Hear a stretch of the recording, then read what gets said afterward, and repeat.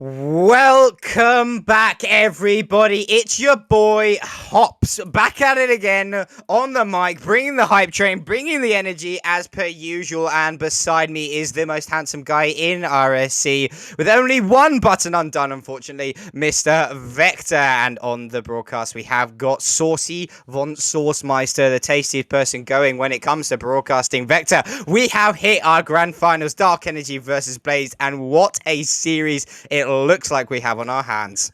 It cannot be overstated, Hops. This is it. This is the final of the major tier, the grand final, the tippy top of the mountain, the very peak of major talent. These two teams, Dark Energy and Blaze, both coming off of fantastic performances.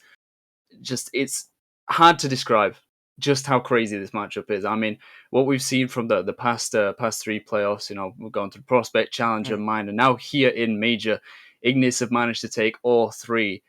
Can Dark Energy be the ones to change the fortunes, change the tides of this conference rivalry? Can they be the ones from Glaciers that take down this barreling Blaze side, pushing through from the lower bracket? I cannot wait to see how it goes. I know, and this Blaze side, if there is a team that is going to do a bracket reset, it is going to be Blaze. They are unbelievably performing out of this world. Yes, we saw Blackout put an incredible performance against them with, I think, some heroics, actually, that kept Blackout in the game in that losers finals with Exile, incredible saves out of them.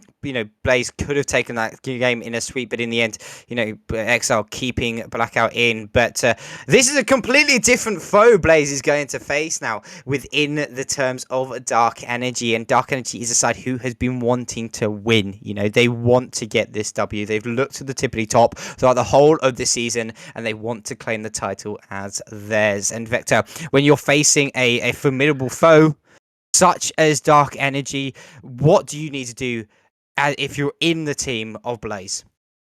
It all comes down to confidence. I've said it before, and I will always continue to say it. That self-belief is so crucial to your ability to perform in every single area of the field. It's not just about one thing. You have to do everything, especially against the sides such as Dark Energy. And I think they'll be somewhat feeling the same against the Blaze, as you said, that they're pushing so hard to try and get this win, get a trophy alongside their name. That they're not going to slow down at all. They're going to show no mercy whatsoever, and I'm looking forward to that.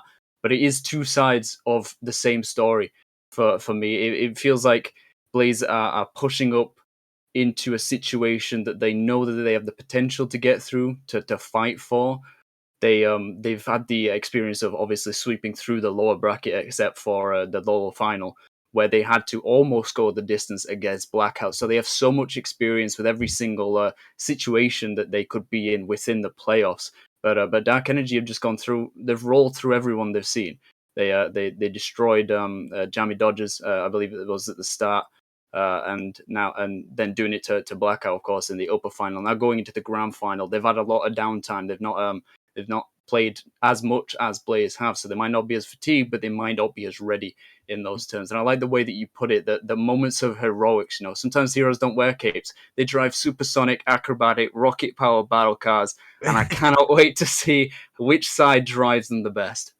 I know. I am so excited to see how it plays. And I think a really interesting fact about these grand finals is the fact that these two teams won't have really met each other much at all throughout the season, being from the two different conferences, maybe only meeting briefly in the cross-conference games.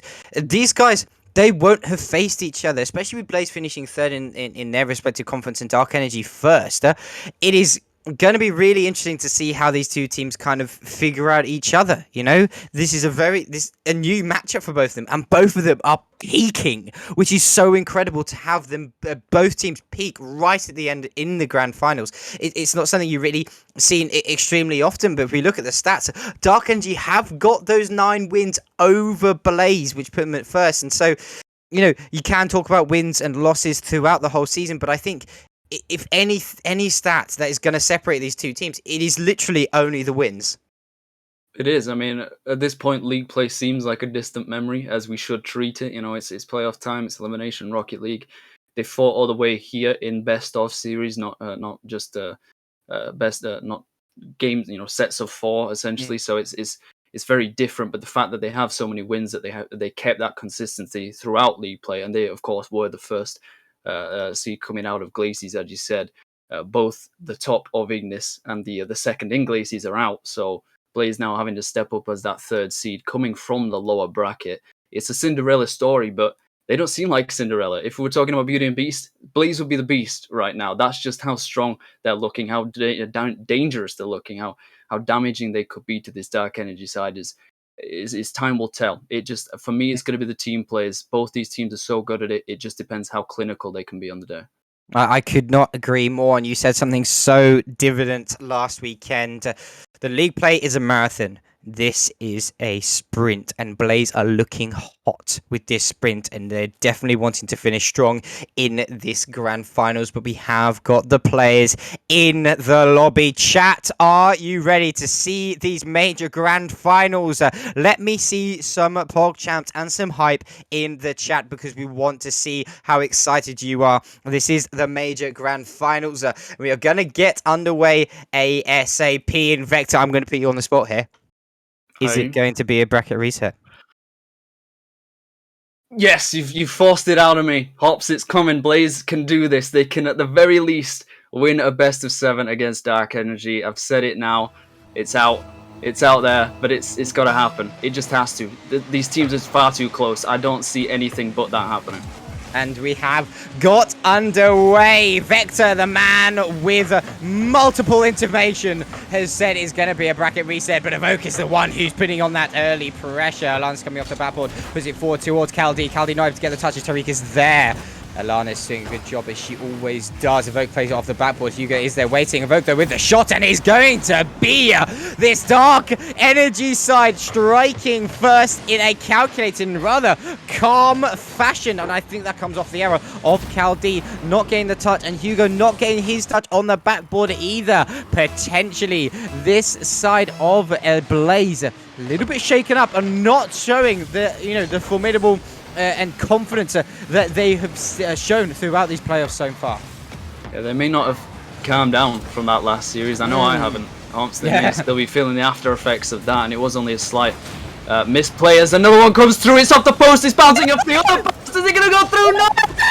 Evoke off the line. They do not get the equalizer already. We have an unbelievable matchup, but the problems with the plaguing Blaze as Hugo tries to get another through. The shooting accuracy is not quite there. We're starting to show the cracks in the offense in the last series, and Dark Energy are happy to take that exploit and exploit it themselves. They don't want to risk allowing Blaze to get into their stride, start building this fire.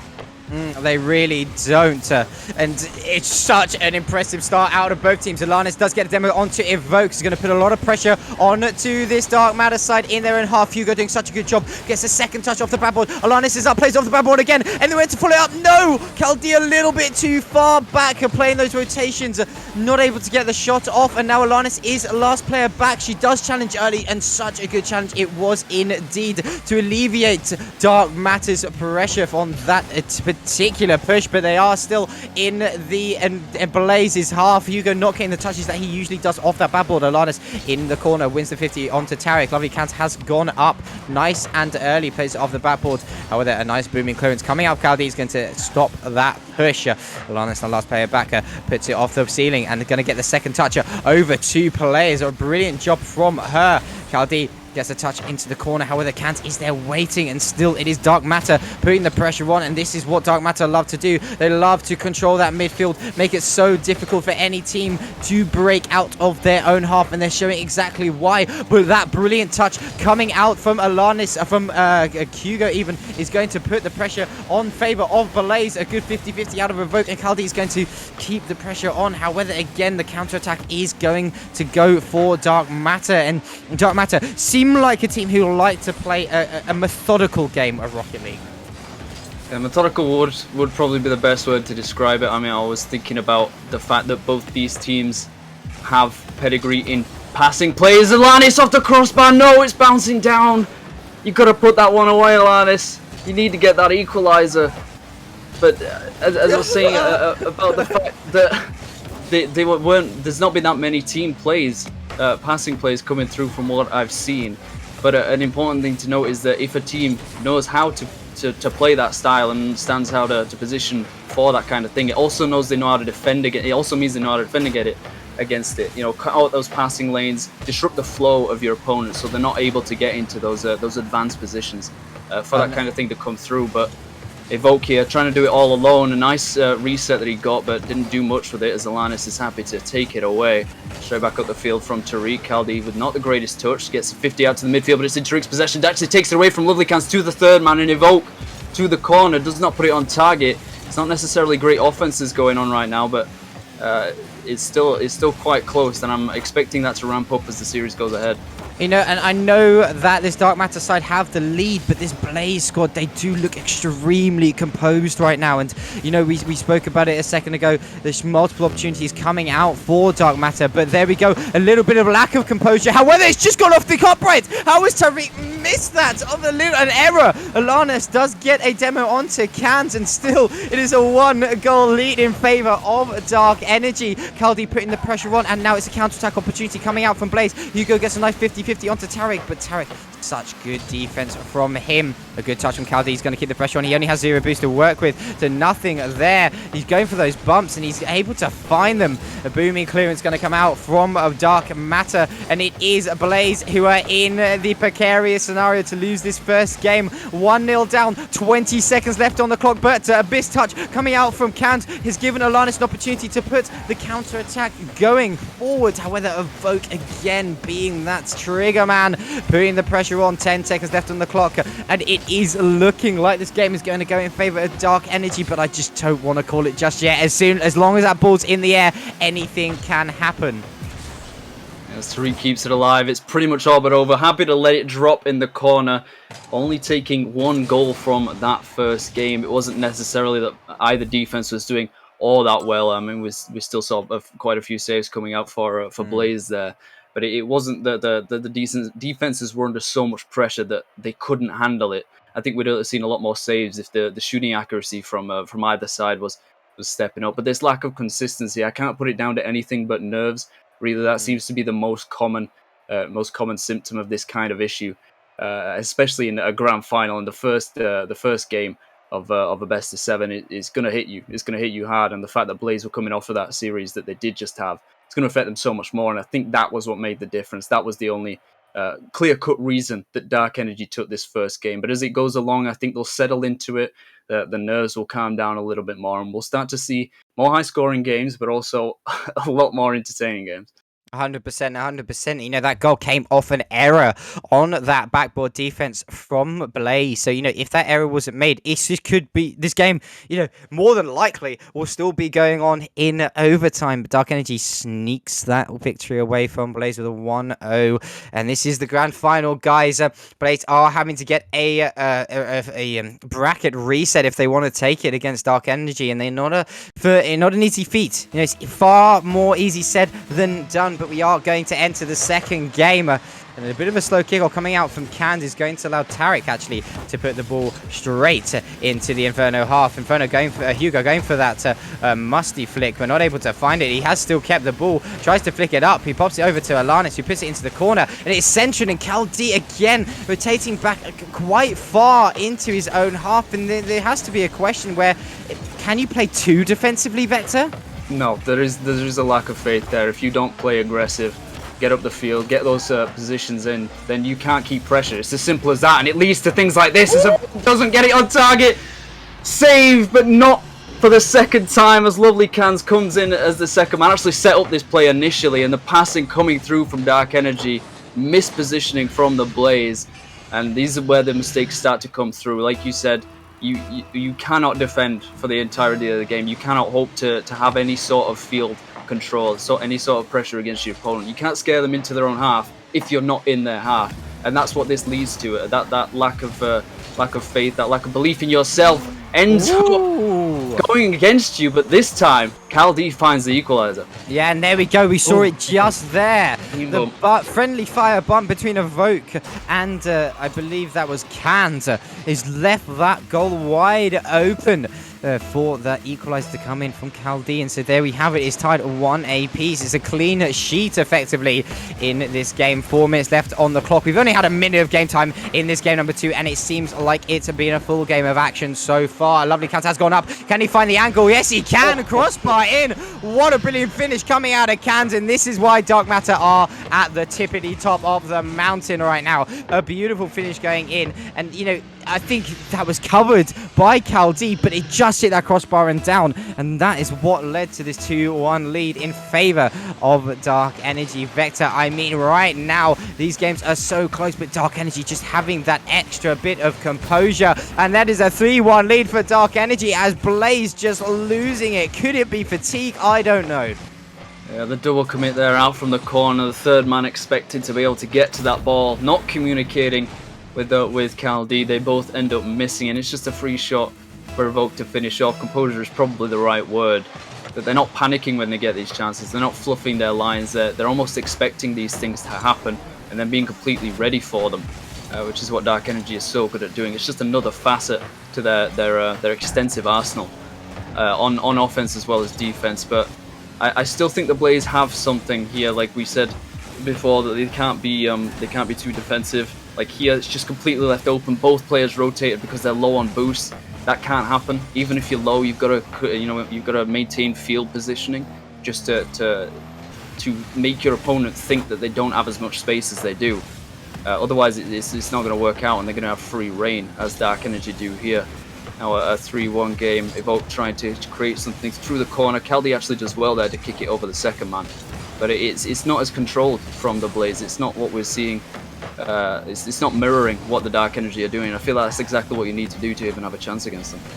100%. Hugo, though, now an opportunity, does flick it forward. Evoke with a bit of an awkward touch, actually. Send the ball flying across the goal. And, I mean, Blaze, I think if they have, you know, a bit of a solo play, a bit of a passing play, then their spark will be lit. We saw what happened last time, and Caldi has just put a second goal in for Blaze. Could this be what this Blaze side needs to get back into this game? A brilliant finish coming out from Caldi. Nothing that Evoke could have done on that defense. So 3-2 in favor of Dark Matter as we approach the halfway mark in this second game of the grand finals. And Caldi does win that kickoff. Puts in center. Alanis go for that shot, but it is easily blocked early on by Kant, who's repping that Fennec.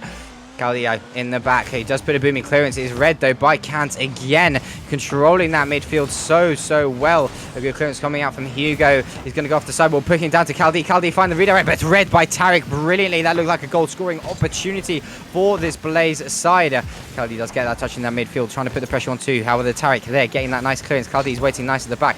Booms it high and long, looking for Hugo. Gets a soft touch off the backboard down, and that could have been an incredible finish. However, not able to find that angle. And Hugo, I think, is woken up a little bit. He was a bit quiet in that first game, but a missed touch come from him could lead to a second goal. However, it's covered by Caldi. Bit of a caster curse just then, as I was saying. Hugo maybe woken up a little bit, but he is that Met player. He is that star factor, that light at the end of the tunnel that this Blaze side needs. Yeah, you were talking about him being the star player, waking up a bit, but you need to be alert. You need to be constantly on the ball every single second of a Rocket League game. That's just the nature of how it works. There is no time to rest because your opponent is gunning for you. A nice pass across the counter. He goes to the finish. Is in. The equalizer comes through for the Blaze. They have finally pushed themselves back into this game and into this series. That gives him the hat trick. An unbelievable cross-field connection. Dark Energy could not hope to do anything about that. And I was gonna talk about the fact that both teams seem to be recognizing that you have to have some bravery, some confidence going to the field. You can't be afraid to get into those advanced positions. I saw Evoke driving across the opponent's backboard, the orange side. None of the Blaze players were on it. He was the only one there. And then we just saw that on the other side from Blaze. And that's exactly what you need to do. You need to abandon your own half sometimes just to get those shots away. And they managed to do it. A phenomenal equalizer. How will Dark Energy respond? It'll be interesting to see how they bounce back. However, Tarek may have an opportunity there, but a brilliant cover from Caldi is going to keep that on. Evoke doing awkward things, and I think that was a zero boost save coming out from Alanis. There's nothing to work with in that neutral flip, able to keep that ball just a little bit astray from the net. Tarek popping it forward. Evoke is there, but it's one out by Caldi. Demo onto Lovely Cant is going to force Tarek to have to push and throw the ball away. But Caldi going on a bit of a rampage right now, looking for those demos. And this is definitely something you could hold against Dark Energy if they Blaze I can demo like we saw Blackout do in the previous matchup. As Cant gets that nice clearance. Alanis is there, pops it up once. Can she follow up with a second touch? Yes, she can, but it's just a little bit wide. Alanis is plagued by uprights right now. Oh, I really feel for her there. That's one of the worst places to be as a striker, to get such a clear-cut way through. But this was coming from Caldi. Is it on target? Lovely Cans in the back in time. They take the lead with 2 seconds left to go here in game 2 of the grand final. They look to tie it up. Overconfidence from the Dark Energy can sometimes be a killer. I was about to talk about how like demo and play disruption could be the kryptonite for the Dark Energy, but it's just complacency. That's what it always comes down to. You get overconfident, you get caught out through the midfield, and that's what happens. The Blaze recognized it, they took it, and they've took game 2. Woo! Oh my word, this Blaze side has come out to play, bringing that game back and taking a game off this Dark Energy side. You know, it's the second of 2 games that this Dark Energy side has lost. The first coming against Jammy Dodges in the first series of these playoffs. So the Blaze definitely showing that they have the potential. And I mean, see right at the bottom there, boost consumption 50-50 split between these 2 sides. And boost, I think, is always such a good indicator of how a team is doing. Don't you agree, Vector? In a lot of areas, yeah, but like we noticed that Alanis made a 0 boost save at one point. It is obviously crucial to gaining momentum and maintaining it, and of course in the air you can't do anything without boost in the air. But for me, that was about striking. Cal has Cal Delicious, but it should be Cal Dangerous at this point. Just the amount of shots he puts on, 6 in that game alone, finishing 4 of them. His ability in front of net is unbelievable. Of course, Hugo got 2 assists and Alanis got 1, so you can tell that it's team play. It's not just solo. And the fact that they're doing this against Dark Energy, one of the scariest teams in Major, just gives me faith that they're able to perform in this best of 7. They're going to have to do it twice. If they manage to get a bracket reset, they're going to have to do it all over again. And the fact that they had to fight to do that, they had to get 4 over Dark Energy, it only ended in 1 goal, just shows how difficult this is going to be. But I have faith in them. I have faith as well, as Cans gets a booming clearance off that kickoff. He's actually going to follow up with a double touch. It is Cans getting that first goal in for Dark Energy 5 seconds into that game. You see that booming clearance, and he reads it brilliantly. Hugo not able to get the touch that he needs, but I think even with Hugo's touch, Cans would have been able to get that goal in. A brilliant double touch coming out from Cans to get that goal lead. But, I mean, it's still lots of Rocket League to play, but that's how you want to bounce back after a loss. Yeah, it was a decent setup from the midfield. There really should be someone there. Immeasurable from the side wall. Perfection itself. What a pre-flip. And then getting the second touch to take it past the third man. You aren't the only one that can do that, Lovely Cans. Hugo is here to play. Oh my word! Hugo, unbelievable finish. But Kansas gone up early, looking for another double touch, but it's saved by the Caldi Meister off the backboard, and it's still under huge amounts of pressure places. But Alanis is getting that nice clearance out away. Tarek playing that midfield nicely. However, Caldi up really well, and it's a touch away by Hugo again. Hugo! I think we lost you there for a second, Hawks, but Caldi did not lose sight of Hugo, and Hugo did not lose sight of that net. Just peppering the blue side. Unbelievable play.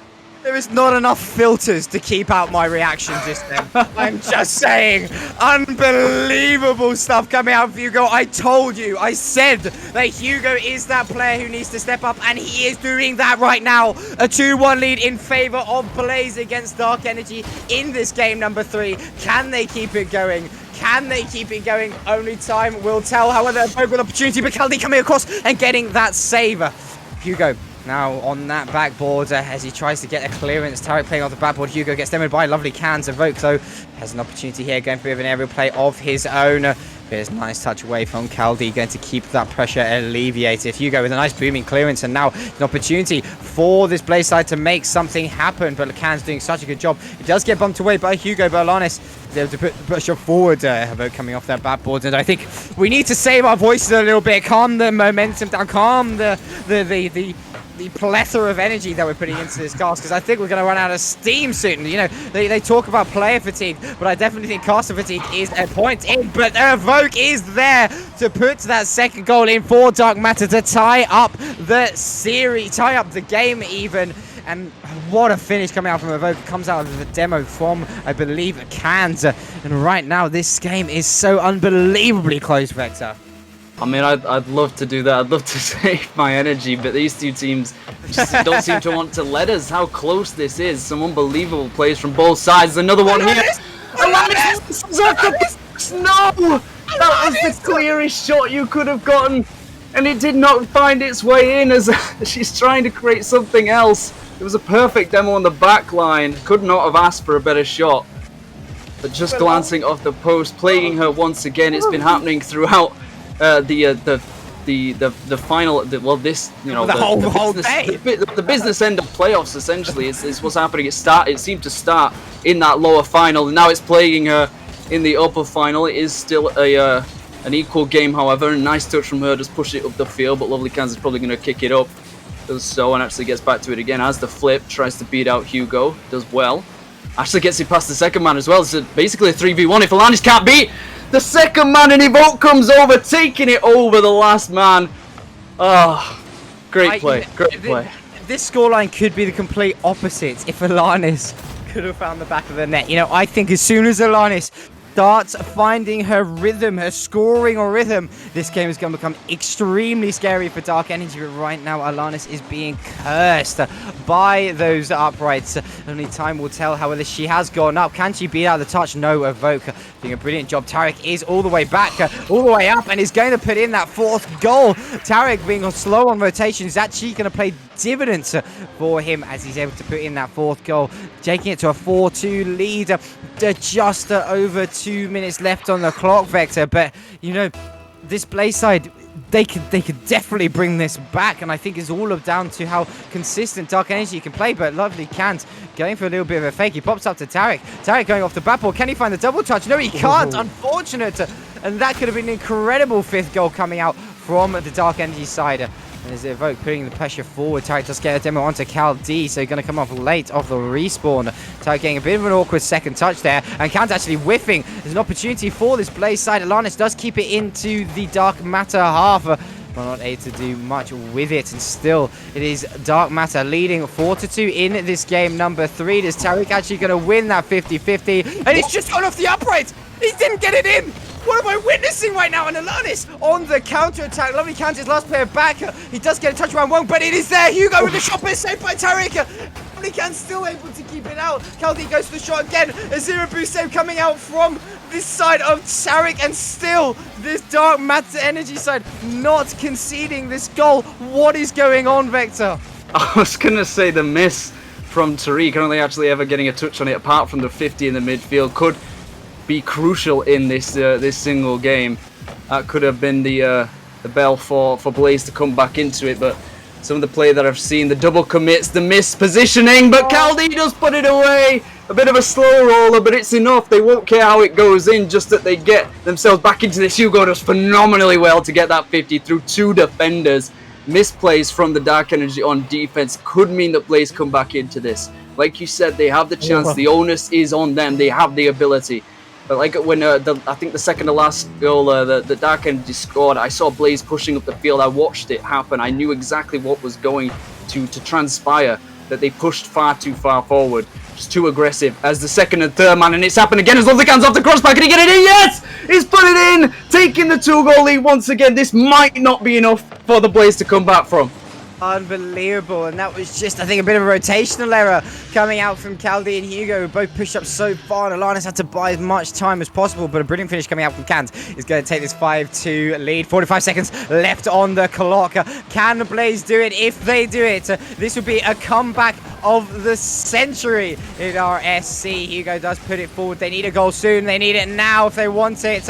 Hugo there does win the 50-50 with Cancer. Alanis follows it up, puts it into the center. Anyone there to follow it up? But no, Tariq getting the touch away. A brilliant clutch save from Tariq. Could have kept this lead just a little bit too far away for Blazer. There's lovely Cans, gets a demo onto Caldi. Hugo trying to push it forward. Tariq has rotated back, does steal the boost, plays it off the backboard. Alanis is there, not enough boost to put the shot on as Cans pops it up high in the midfield. Caldi reading it nicely, and it's 10 seconds left on the clock. I hate to call it, but I think it's all but over. Dark Energy are going to take this third game 5-3. An unbelievable showing from both sides, but in the end it is Dark Energy edging it out. What a finish, but a bit of an own goal at the end there for Hugo, who's going to actually lead this game 5-4.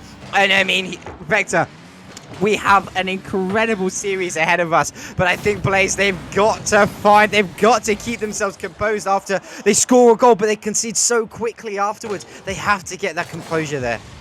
Yeah, it's the time that you're most likely to concede, just after you've scored a goal, just when you're not ready for it, especially in a game like Rocket League where a goal can come immediately off of kickoff, 2-3 seconds, if you don't play it right, if you're too complacent. And that's the kind of thing that I've been seeing, not the exact situation for kickoff, but like you said, they concede almost immediately after they score. They can't seem to hold on to a lead long enough to cement it, to make Dark Energy start to think a little bit and start to panic and overplay. Like, you can get like so aggressive if you're on the back foot chasing the game. You change how you play. You make a lot of mistakes. You make a lot of double commits. That's what I saw from Blaze pretty much throughout the entire game. Despite it ending just in a one goal, it was a little bit of grace from Tariq to allow Hugo to have his hat trick there. And that'll be good for the stats, but it's not good for the series score as Dark Energy now take this to 2-1. And Blaze right back where they started, having to fight from below, and it's going to get harder and harder as the games go on. I know it's only time will tell, but it's still a long way to go in this best of 7. And, you know, Blaze looking strong, looking hot like they have been. There's still a lot of potential for them to mount this, you know, comeback and take it to 2-2, you know, and then fourth. So as we enter this fourth game, Blaze have just lost, but can they answer back against an extremely strong Dark Energy side? As Caldi does win that kickoff, lovely Cant is there patiently waiting. Hugo puts a shot onto goal, but it's just a little bit wide. Alana's doing such a good job of popping it up. However, again, it is, I think Tariq is such a good job at making it so awkward in the defensive half for Blaze. He just seems to linger, patiently waiting for that clearance, and he just seems to be able to capitalize every single time. Ooh, Tariq actually misses this off the crossbar, saving his teammate from the edge of death. How in the world have Blaze not taken the lead? 30 seconds into this game, a big miss there. Gives a bit of pressure. Eyes goes to the double tap, doesn't get it, but Hugo comes in as the second man, puts it wide as well. How in the world have Blaze not broken that net yet? I do not know, but it's only a matter of time until one of these teams scores. As Hugo does win that challenge there, putting it into the corner. The ball is into the center by Caldi, but is now evoked, trying to push the counter attack. He does play off the sidewall. Hugo is there waiting, goes for the catcher, and it's a bit of a 2-1 scenario. He doesn't get the flick that he wants, unfortunately, and it's going to allow Cans to put the pressure on. He pops it off the backboard for Tariq, but Tariq actually misses the touch, and Evoke has to get an awkward touch off the side. Does play into the center, but Hugo is there waiting. Hugo now another opportunity. He gets a bit of a flick this time, and he gets a flick over both. A misplay coming out from the last player back of the side of Dark Energy is going to allow Blaze to take that lead, and I think Cans maybe a little bit too far up, maybe a little bit too aggressive. Is why he couldn't get the trajectory that he wanted.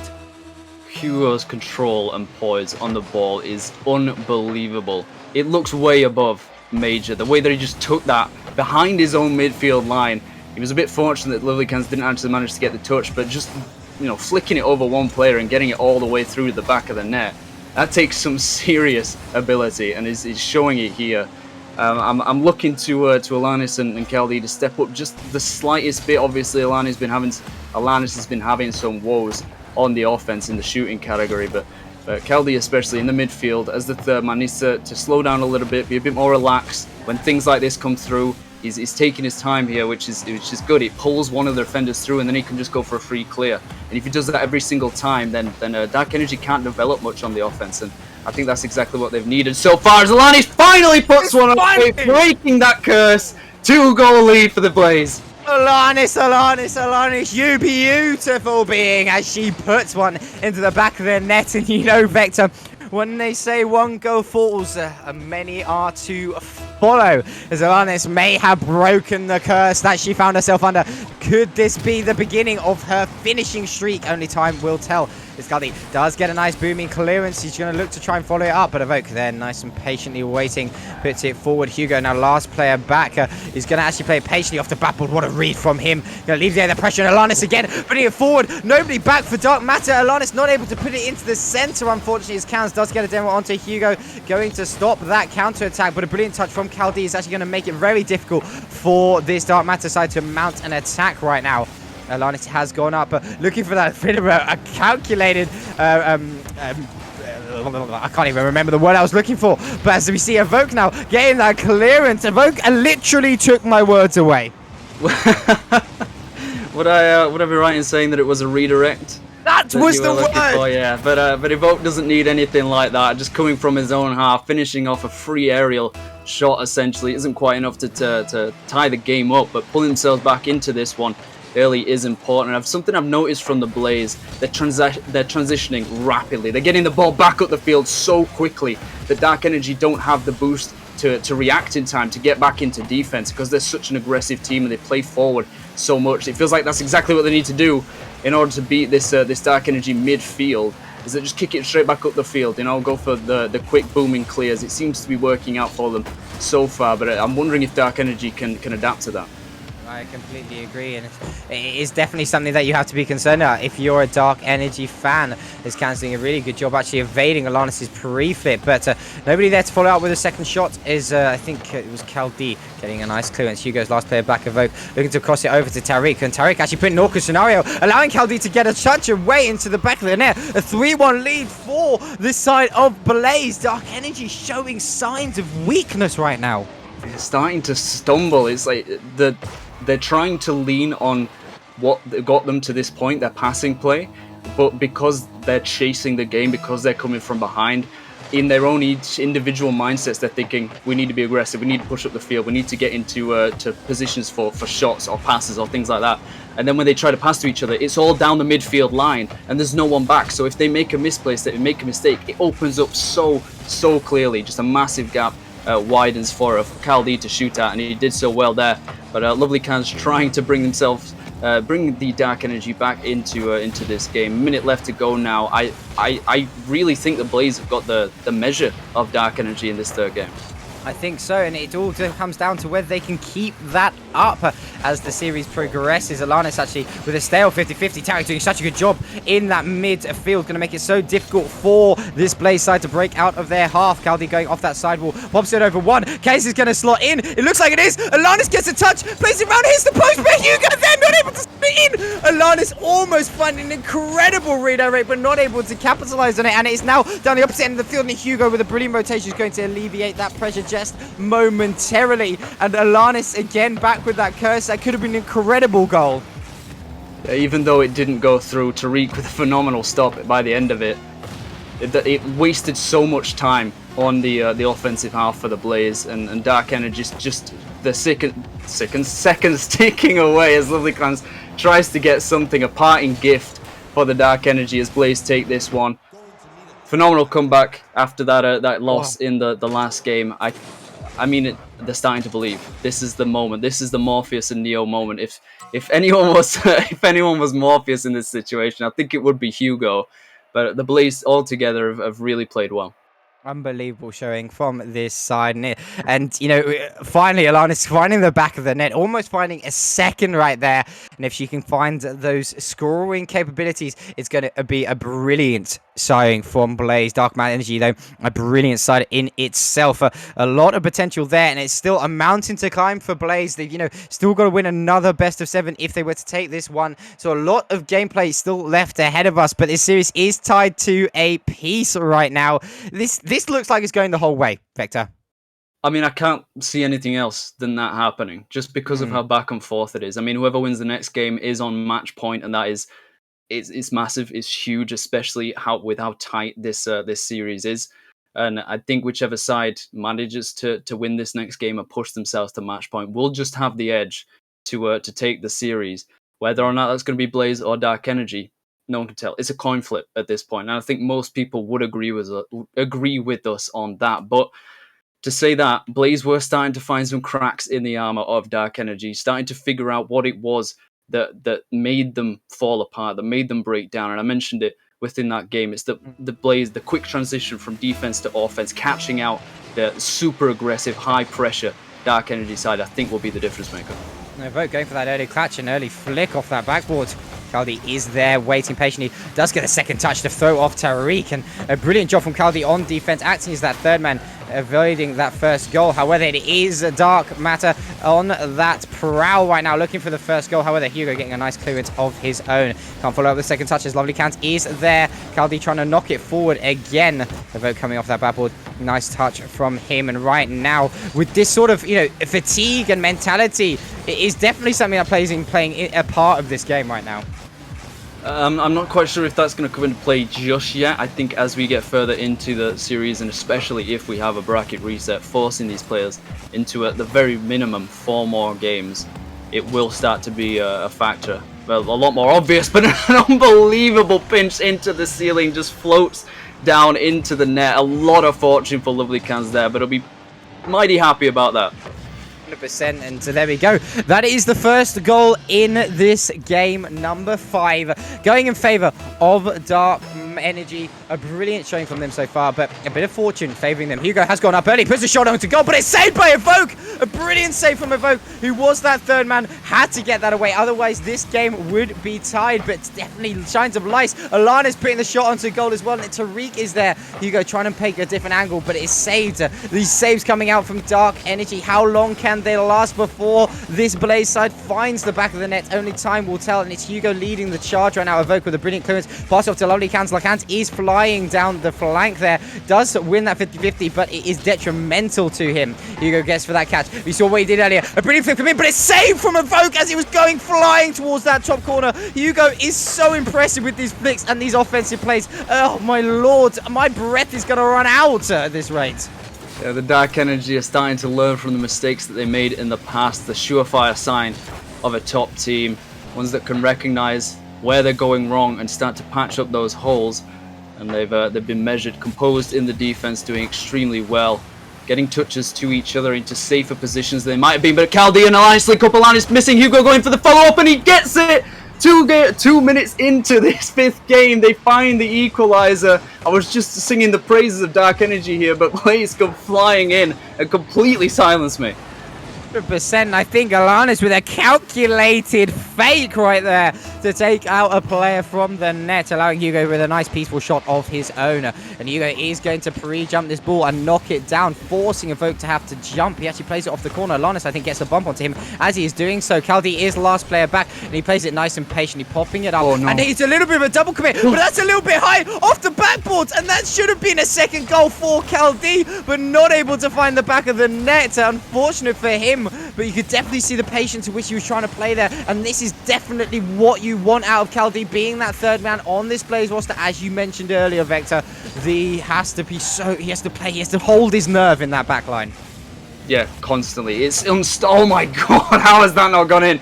Evoke off the post. Kaldi was not equal to that one. Lucky that it went wide, but going up the field himself now, allowing Alanis to try and push that through to the front of the net, not working out well. A quick transition for the Dark Energy, just about stopped by Hugo in the corner. Alanis taking control of that one, just kicking it up the field for Tariq, however. It's been unlucky. Kaldi trying to 50 through. Evoke wins it out. Alanis is the third man, trying to keep this this Dark Energy counter-attack from flourishing, from blooming into how deadly it can be. And it seems like that's where it's been for the most part. I mean, the midfield battle doesn't seem to be happening like very often, but when it does, it is so crucial to whichever side tends to gain momentum for the next 30-40 seconds, that I really think that whichever side decides to do that, decides to play that way, will take this game. 100%, I couldn't agree more. And Hugo trying to find that angle, but Evoke there, wise to his shot as Kans has tried to get that side boost and able to put it into center for Tariq, who knocks it off that backboard. Hugo is there, got that catch. He gets demoed though for his efforts. The ball goes flying towards Alanis, who pops it up as she's trying to do a little bit of fake. A ground pinch hits the back of the net. Alanis, what are you talking about? What are you doing to this side? Alanis has been played all season, all series long, and she gets this incredible ground pinch into the back of the goal. Alanis, you animal! That was beauty in a shot. That was a masterpiece of control. Pinching it off of the ground, doing it all herself past all three players. It looked like a slalom run. Unbelievable finish to take the lead. A minute left to go. Those are the moments of magic that you need for any top team. You need luck, but you need skill like that to carry you through. And we've been talking about Alanis' troubles on offense. The striking hasn't been working out, but completely dominating that play. And you can definitely see that Alanis' confidence has been boosted right now. Looking for the passing place with Hugo right now. And that's incredible shots. He plays off the backboard, and unfortunately, Tarek is there for Cal B. Not able to get that shot away. As Alanis actually gets a demo in the backline onto a vote. Cal B is there, goes for the second touch. However, Tarek meets him on that backboard. Hugo there once again. Tarek waiting on that backboard so patiently, trying to alleviate the pressure that Blaze is putting under them. 15 seconds left on the clock. Can this Blaze side hold on and go to a match point? Potentially Alanis with an opportunity, but not able to get the shot away. Lovely Kant has got the ball, but still it is Blaze bombarding this Dark Energy side. 3 seconds left on the clock as another shot goes on forward, and it looks like this game is going to end here. No, it is kept up. A booming clearance forward. Cloud D has to knock it down, but still Tariq is there trying to keep it alive. But Hugo, it looks like no. Still the game is going forward. How is this ball being kept up? But as I am talking, this game is going to end with Blaze taking it 2-1. I think this is the first time they're going to lead in this series. I mean, phenomenal play from the Blaze. Dark Energy were looking terrified in the last minute of that game. They couldn't get out of their own half for just how well the Blaze were rotating. Their positioning was on point. Alanis' goal, I mean, that has like potential to be goal of the playoffs in Major for me. That was just 100%. such perfection. It could not have been hit better. And the fact that it was past all three players, none of them expected it. I don't think Hugo and Kelty expected just how well that shot was going to be placed. Just a daisy cutter across the field. Like a phenomenal way to take this game 5. Now pushing themselves to match point.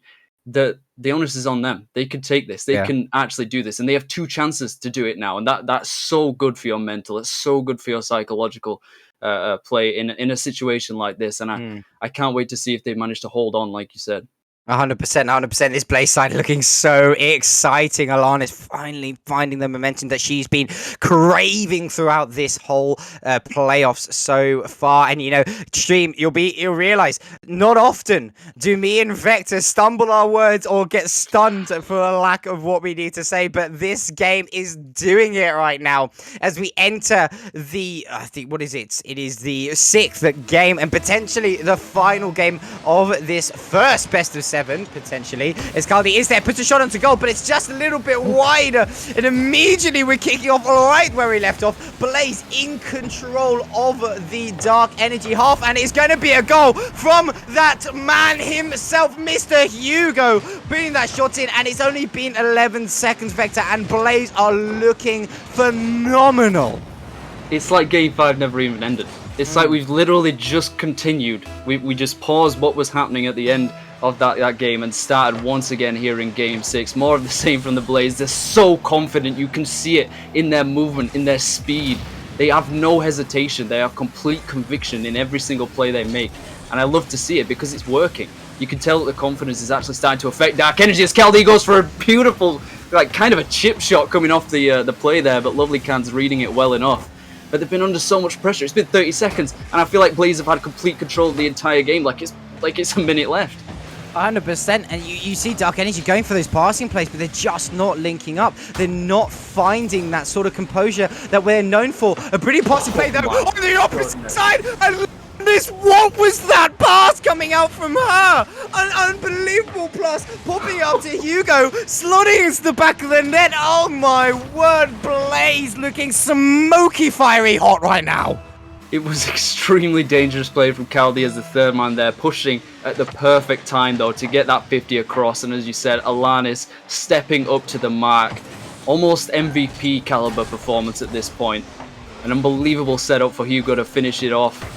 That gives him his brace and now a little bit of a offensive stint for Dark Energy, but immediately Alanis recognizes it, getting to the position, going for the clear, and Lovely Cans has barely anything to shoot at. Unbelievable stuff coming out of this Blaze side. So calm right now in everything they do. There is just no moment at which they don't look in control. Alanis with a great dunk underneath. I believe that was Evoke, and Alanis trying to put it once again across the goal. However, it is blocked by Lovely Cans. Caldi was there looking for that shot, and the trust right now coming out of these players, allowing Caldi, that allocated third man, to push up so aggressively, is playing so much dividends for how this Blaze side is playing. They've allowed Caldi to push up, put the shots on, also play them off the backboard, and that has given Alanis and Hugo so many opportunities, and we're seeing them. Evoke not with the best of touches playing, and now Hugo is there. Caldi has gone up looking for the shot, but it's saved by the Can Meister.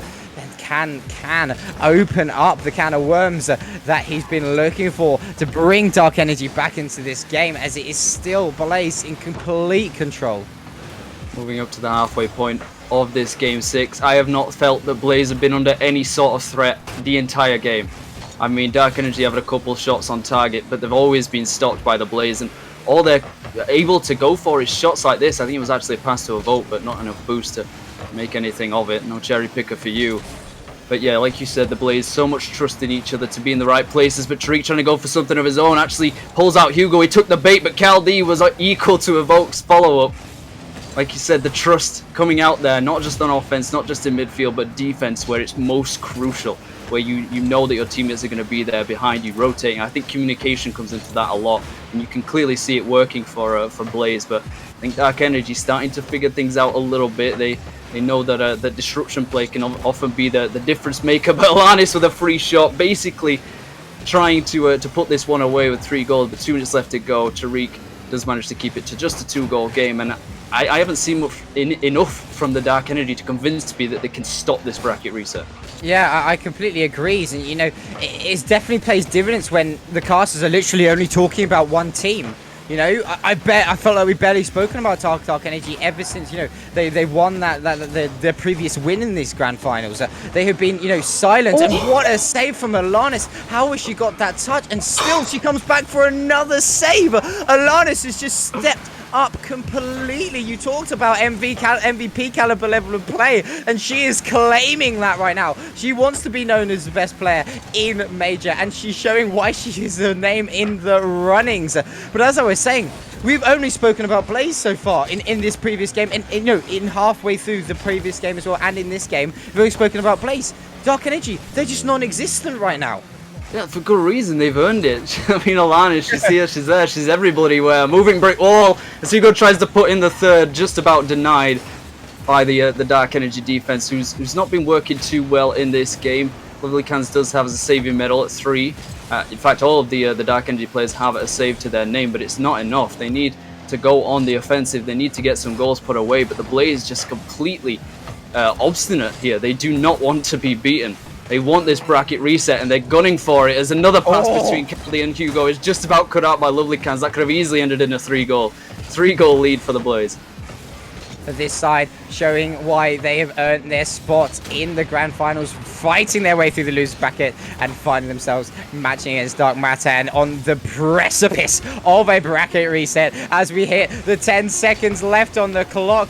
2 goals. I have to say, I think it's impossible for Dark Energy, and we're going to have a bracket reset, ladies and gentlemen. Unbelievable showing from Blaze, and particularly the lady who ended that game with that unbelievable touch. Alanis leading the charge for this Blaze side, but a bracket reset, Vector. Your prediction wasn't wrong, but did anybody really doubt it? Welcome, one and all. to the bracket reset of Blaze versus Dark Energy in our major grand finals. It is your boy Hops here. We haven't left. It is Vector looking beautiful, sweating in that beautiful collared shirt, and Saucer on the broadcast. What a series we have just seen. Blaze taking down Dark Energy in a 4-2 win to reset the bracket, and we have potentially the best series in RSC history coming up. I said this in the break, and it may sound like a sweeping statement, but I don't think it is. Blaze playing out their mind, Dark Energy playing out their mind, and had a bit of a mental break and able to reset and come back swinging. Vector, what have we got in store right now? Well, before the bracket reset came through, but the start of this grand final, I said that we were at the very top, TP top, the peak of Major, but apparently I was lying. Now we're at the peak. Both these two teams are on the precipice, on the very tip top, the edge of, well, destiny, essentially, for one of them. And who's going to push the other off the edge?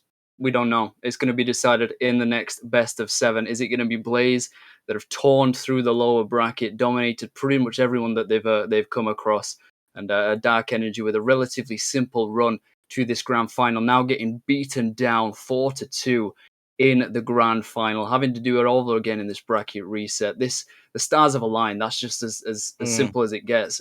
It's going to be one for the ages, I think, even if it isn't, arguably the best series in RSC history. The competition is there, and I think you're completely right. This is an incredible game we have ahead of us, and I think it's only up from what we've just seen, the tippity top of this mountain. And, Vector, this looks like elite level gameplay. This looks like a proper top-end Rocket League gameplay. You would never guess at all this is Major. You would think you just journeying into the stream, well, these guys at the tippity top, and they really are playing like it, and they deserve to be here. Plays an incredible run through the lower bracket and through the play-ins as well, finishing third in the respective season, but find themselves now facing against Dark Energy and resetting the bracket. So an incredible play so far, and I think whilst we quickly wait for, I think there's one more player to join up to the lobby, I think it is Alanis, and talking about her, we did see kind of that turning point was Alanis doing an incredible goal, and goal of the playoffs, you were saying. I mean, potential for it in my eyes. Beating 3 players, hands down, just a pinch off the ground from pretty much the halfway line against one of the best teams we've seen in Major throughout this season.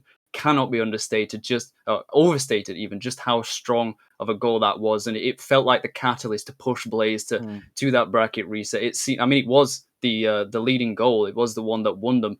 I think it was the game 5, winning that one 2-1, and it's just such a talisman for them to push forward and to take that serious. So I think if she continues to play as she was, to step up for this Blaze side, then Dark Energy are going to have a tough time of it. I made the statement just before the break that Rocket League is a relatively simple game. There's only a few ways to play, but the ceiling is so high. It depends how exactly you play, the inter-strategies, the tactics, all these little things, how well you work individually as well as a team.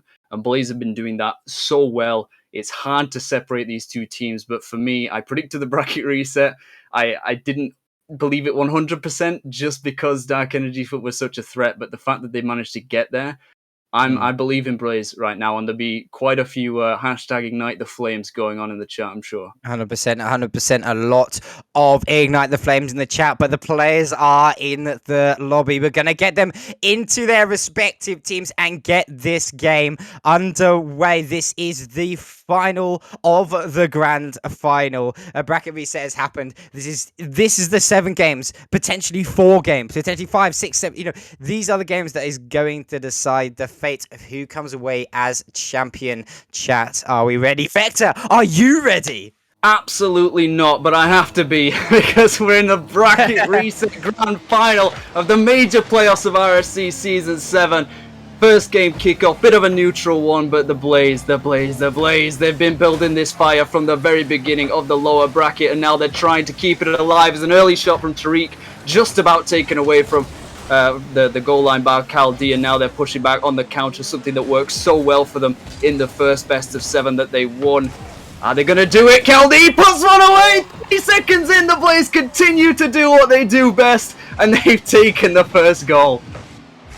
Easing away into the lead is this side, taking a 1-goal lead. They have reset the bracket, and looks like there was no break. It looks like there was no 5-minute break. They have come back winning, and Hugo wins that 50-50 kickoff. However, Alliance not able to get the shot away, almost leading to a second goal. We do see, I think, Hugo looking for that mid challenge. However, does overcommit slightly, but Caldi again being that anchor in the backline.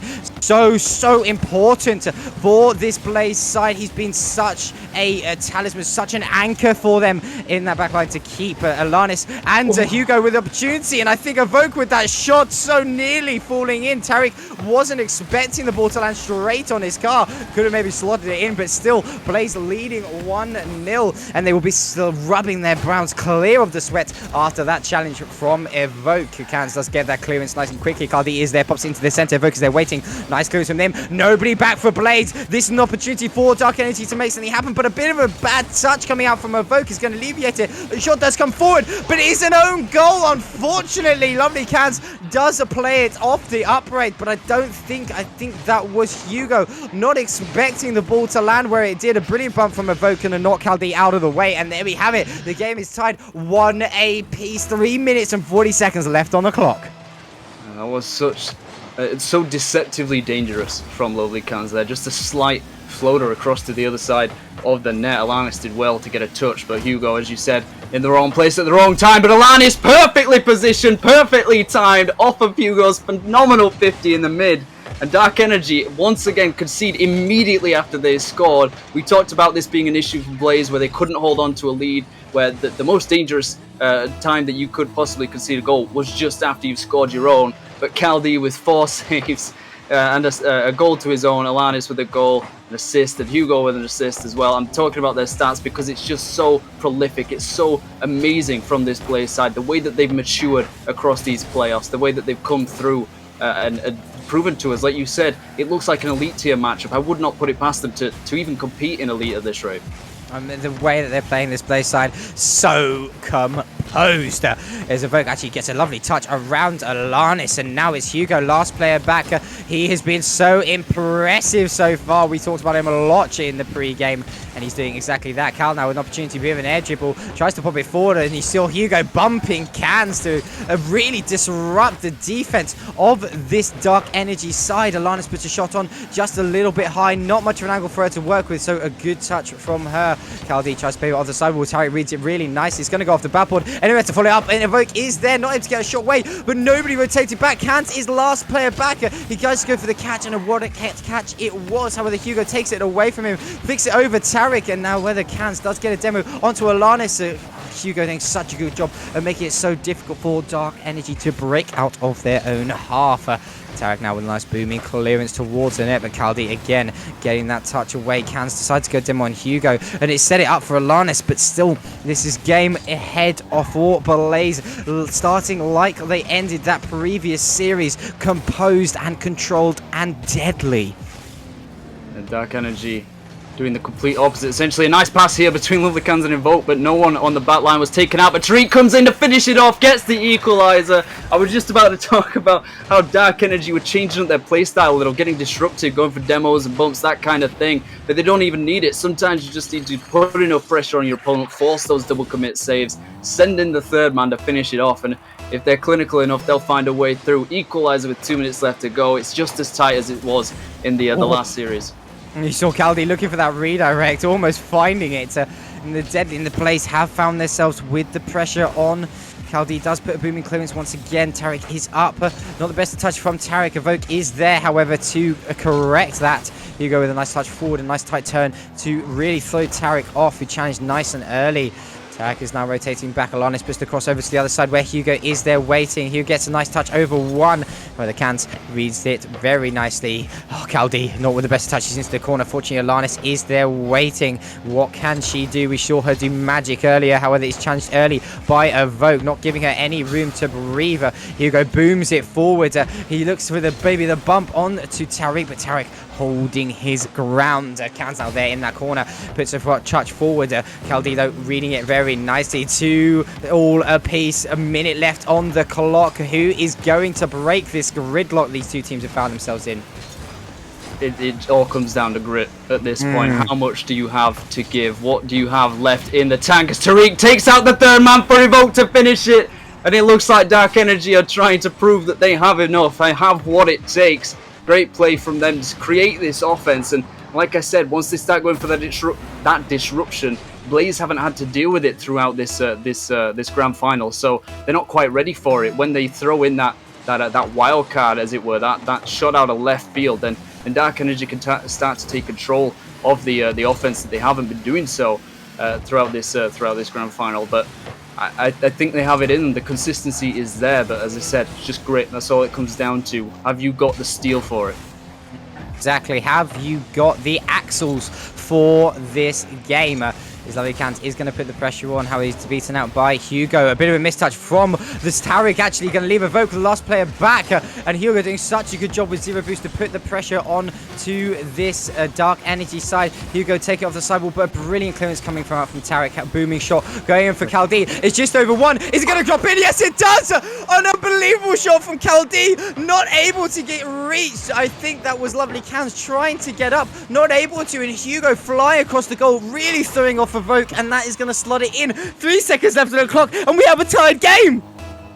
3-0-0-3-3. It could not align any better for our bracket reset. Best of 7. We're going to be going into overtime for the very first game. This is unbelievably close, following on almost directly from the second series. Blaze took it 4-2. Can Dark Energy reverse their fortunes, take a lead in this series and hold on to it? Hugo is going to be looking to deny them of that, as Alanis is up to try and beat Evoke. Does well to 50. Caldi and Tariq match up in the midfield as well. Now the side won't throw too much into it, but this is dropping in. If Evoke can't get a touch, does well, gets another to keep it away from the encroaching second man. But Lovely Cans take control. He's got the pass in field. Going to go for it, but Hugo read it way sooner than I even did. As Evoke gets an easy clear, then a demo on Hugo. Lovey's always up the field, goes for a free shot. It's wide. Can Tariq finish it off? No, Alanis is equal to it. More pressure on from Dark Energy, but both sides defending so well. Unbelievable plays coming out from both sides. Alana's looking for that read, almost finding it on the opposing side. Evoke has gone up, so has Hugo, and Hugo's so impressive in the air right now. Doesn't seem to ever be beaten. Always almost forcing the 50s or winning the ball. Alanis, though, one-on-one with Cans. Puts it around one. Alanis, what are you doing? Goal! Alanis! Unbelievable showing! Her dribbling today has been unprecedented. He fakes out Cans and takes it around him. Alanis, you beautiful beast! She held onto the ball for just long enough to force Lovely Cans to slow his momentum down, keep his pace from being too high. So he had to recognize the threat of the near post shot and then the perfect flip to put just enough power to take it past him.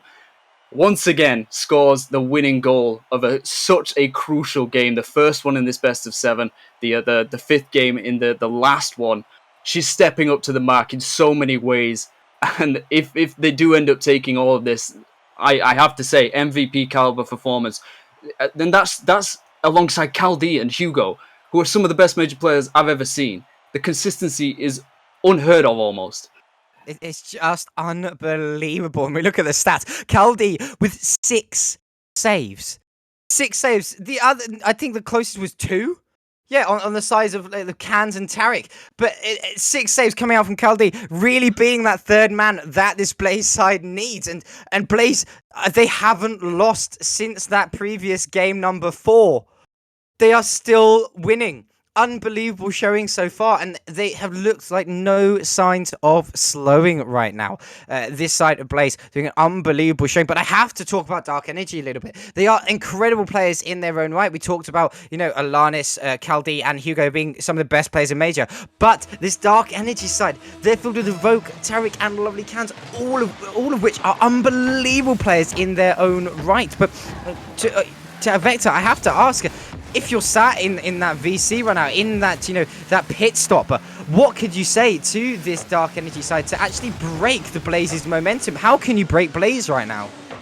Well, I'd say to look back to how they won the first two games in the series, in the prior series to this one, the first of the grand final. Just think about what worked in that one. I've identified a few areas where they could be doing a little bit better. Like I said, they're panicking a little bit on defense. They could be disrupting a little more. Taking the opponent off the field is just as effective as stopping them from creating anything. If you just shatter them, their chassis, if you completely demolish them, then that can sometimes be enough to just give you the space you need to operate on the field. But sometimes that doesn't work. You've got to use a lot of boost. You've got to have a lot of faith in your teammates, especially to be in position. If that play doesn't work out, then it opens up so much space for your opponent to work with, as Alanis and Hugo try to link up there. It's what Blaze have been recognizing so well. Even when Dark Energy do try to do that, it's only like 1 or 2 demos, and then they just go back to the same style of play because the Blaze is so good at adapting to it. But for Dark Energy, it's just reset. That's all it is. They requested the break. They wanted a 5-minute break just to collect themselves and try and slow the momentum of this Blaze side down. But it's not been working so far. I mean, it really is so tough. We did see it, work in the previous game. They got that goal off a demo play, but Blaze having so many answers. And I think, I don't know if you agree with me, Vector, but Blaze are so good at forcing the 50-50s whenever Dark Energy have an opportunity to counterattack. They know that they don't necessarily need to win every single 50-50, but to slow the counterattack down by so much time for your teammates to rotate back. And that is playing so much dividends in Dark Energy's inability to get out of their own half. Yeah, it's what Caldi has been doing so well. You mentioned him as the third man, God, getting a lot of saves away. But it's not just about saves. You don't need to get saves. If you stop a shot coming, like even materializing, the chance to go for them is so important. Stopping that, going for the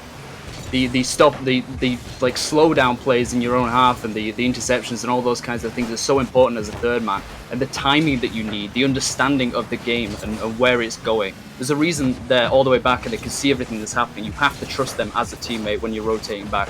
And he's been doing that absolutely perfectly. He's allowed Hugo and Alanis to do the things that they do. But then opportunity now for the Dark Energy side. Taric tried to knock it down. I think that was for Evoke. However, Evoke not fast enough to get it. And Caldi again reading it so brilliant. Demo does come out onto Alanis now. So a little bit of pressure for Dark Energy. Can they mount to anything? We've just approached the 2-minute mark and still no goal. But Hugo, an opportunity there. But Taric reading it brilliantly. Caldi has gone up really well. Alanis is there, tries to play it off the ceiling instead. And still no goals so far in this second game of the second best of 7. I mean, we've seen goals, so many goals scored in these 2 series so far. And this one is going to come right down to the wire. Yeah, it is tight as a knot right now. There's nothing to separate them, which we could have said for the first series as well, just how close it was. But a 3v1, Alanis, can you do it again? Oh my! And puts the first goal away, trying to secure the second game in the second best of 7. Just unbelievable play. Alanis, I don't think there's been a 1-on-1 or a 2-on-1 or a 3-on, that Alanis can lose right now. Every single time Alanis is coming out on top, to have a weapon like that on your side is so deadly, and it's just setting up her team so unbelievably well. What a finish, and that has broken the deadlock. 1:20 left on the clock, and Blaze are leading once again in this game. Unbelievable stuff. However, Taric trying to have something to say about it, but playing just a little bit too high. Caldi is there. Alanis gets a demo onto Evoke, so a lot of pressure building again for this Blaze side. Evoke tries to pop it down. However, Hugo reads it very nicely. Taric does pop it towards the side of where Evoke was waiting, but it's read brilliantly by Caldi in that midfield area. A bit of a friendly fire coming out between Taric and Evoke is going to cause a few issues, but still nothing coming of it. But you can see see Evoke missing the So touches, much panic. Can't as well, and it's just, I think the mental of this Dark Energy side is just dwindling right now. Yeah, oh my goodness gracious, that glance off of Evokes at the speed of light. Unbelievable stop, and Hugo trying to get something else, but yeah, there wasn't a single Blaze player in the blue half for so long, and the Dark Energy was just passing the ball into the sidewall and missing to each other. Like, they were under no pressure whatsoever, and they were completely missing the ball. They are terrified. Right, now there's another one from Hugo. He's going to finish it! 2 goals to the good for the Blaze. 11 seconds left. Dark Energy are floundering. I am speechless. We saw a brilliant finish coming out from Hugo, just slotting into the back of the net. But then we also saw a little bit earlier on Alanis with another one-on-one, getting a wave dash pop to just totally throw off, I think it was Cans on defense. And there's 5 seconds remaining. And it feels like there's just 5 seconds remaining left in this whole series. And look how patiently Hugo's playing to kill the game. Nobody challenged Hugo for 5 seconds at the back there. Yeah. What? That's just showing complete control coming out of Blaze. This side of Dark Energy, they are broken. They need to change something, and they've got to change it soon. Blaze 11 shots, Dark Energy 1. If that does not sum up just how badly that game went for the blue side, just how uncommitted they seem to the cause, to pulling themselves back into this series. Now 2 games down in a best of 7. 1 more loss and they're fighting from the back. They have to do a reverse sweep. It could not be worse for the Dark Energy at the moment. Not finding any sort of rhythm, any sort of composure, looking completely different to the side that we know is capable of playing just as well as Blaze are playing right now. But they are peaking for the series of their lives. It's just, I mean, it's the most important that it is. I don't know if it's their entire Rocket League career, but it is their RSC career. Now fighting for the major playoff title and doing it relatively simply. They've not had to pull out any particular tricks. They've not had to do anything too mechanical, flip resets, double taps, that kind of thing. It's just the fundamentals are working so well. They are so consistent. They're so calculated, like you said. Hugo seems to have no fear whatsoever, no matter where he is on the field. And the same can be said for Alanis and Cal D. It's just unbelievable. And I don't know if you saw that stat, but this Dark Energy side only had 24% field possession and also a 0% scoring record in this 3rd game so far. It's immediately 5 seconds on the clock and Hugo's put a first goal in. And this, I don't like calling series early, but I'm very close to saying that this series is over. It's never over until it's over. You have to believe in both teams. They both have a chance. You know, every single game starts at 5 minutes, starts at 0-0, and Evoke is looking to start the comeback with a decent air dribble, but I'm not sure that is the path back into this series. Blaze are ready for that because they're capable of doing it. They're capable of defending it. Mistouch to the backboard. Evoke committed early, and Caldi is going to get a free touch. You can read this decent to the backboard. Alanis, can you finish it off? No, to the crossbar. Uncharacteristic miss from her, but it's so understandable in the situation. A very difficult angle for Alanis to find there. But there we have it. We had all 3 players of this Blaze side pushed up, yet Dark Energy just not capitalizing on their advantage, unfortunately. However, Evoke with a bit of an air dribble, looking for the double touch, not able to find it. Bakanzi's there, but Hugo rotating brilliantly to get that save. And Caldi has won that air combat in that midfield to keep the pressure on for Blaze. Tarek trying to pop it away. Evoke is there, looking for the pass over to the other side where Tarek is waiting. Does Tarek get a nice shot away? Hugo, though, pops it into the corner. Actually misses his touch, but fortunately, Tarek's shot was a little bit wider. Caldi doing a good job of doing a double demo, but it's just crossbar down for Evoke. It looked like a little bit of shaky shot coming out from Evoke, but in the end, they are able to find that equalizer. And there we go. We heard the 2 demos in the background coming out, and that is what led to that goal. I mean, maybe right now, demo play is the only way back in for this Dark Energy side. Like I said, that's the only goal that they managed to score in the second game, I believe it. Wait, no, it's the last series. In the first game was quite close, but like I said, it wasn't until they went for that disruption play. Actually, got a demo on the 3rd man that it opened up so easily. Alanis was the one that got demoed on the goal line, and then Hugo traded with lovely cans. But that was what made the difference, what opened it up. It's what they've needed. Tariq goes for a quick shot here, but Caldi equal to it. Hugo still on the back line, trying to tip it up for Lovely Cans. Both players miss. Hugo's almost a free clear, but Tariq denies him. Lovely Cans rotating out.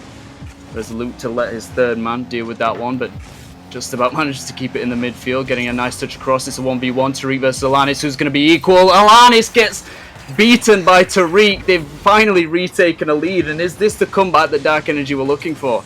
Definitely Dark Energy looking a little bit more controlled now. I think they've slowed their heart rate down and they are now finding their momentum. We are approaching the halfway mark in this game number 3. All to play for on both sides as Evoke does win that 50-50. Tarek goes for an early shot. Hugo is wise to it though. A couple of bumps in that midfield, in that corner is actually going to alleviate the pressure. Nobody back for the side of Dark Energy, and almost a redirect of the sentry come out from Hugo. Kaldi is there, but pits the crossbar. Alanis, please! It's off the crossbar again. He's finally gone in for Blaze. Alanis being the one to put it in the back of the net, but Hugo was the catalyst for that. Almost finding an unbelievable angle, but in the end, Alanis there to pick up the pieces and slot that goal in as we hit the halfway mark. 2 apiece right now, Vector.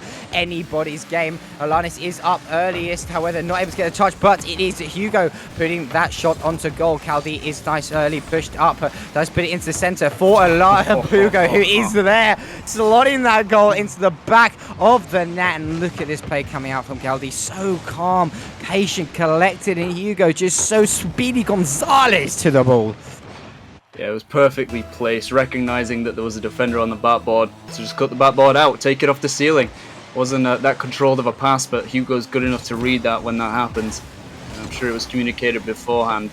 It's actually one of the strangest double taps I've seen from Alanis there.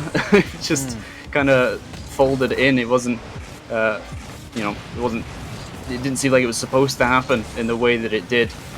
But they'll be happy about it. That crossbar going to need a new coat of paint as Alanis demos out Evoke, but still midfield play between Kaldi and Hugo. Hugo bumps out the second. Kaldi doesn't quite have the boost to follow it up. That would have been one of the best plays I have ever seen. It would have all been started by a team play in the midfield. That's the kind of thing you love to see, what Blaze have been doing so well throughout this series. There's another pass by Hugo across to the side. Alanis happy to take that into the midfield. Lovely cans of the pop up to the mid. Up the field, in fact. Evoke trying to go for something, doesn't quite read the ball well enough to go for a double tap. A free shot that would have been for the third man, who decides not to go for that. Evoke trusts his teammate to go for something here, but then goes for the follow-up and actually misses the ball. 2 defenders from Blaze having to deal with that. But I think they'll be happy with regaining the lead and just, defending against this relatively calm onslaught from Dark Energy.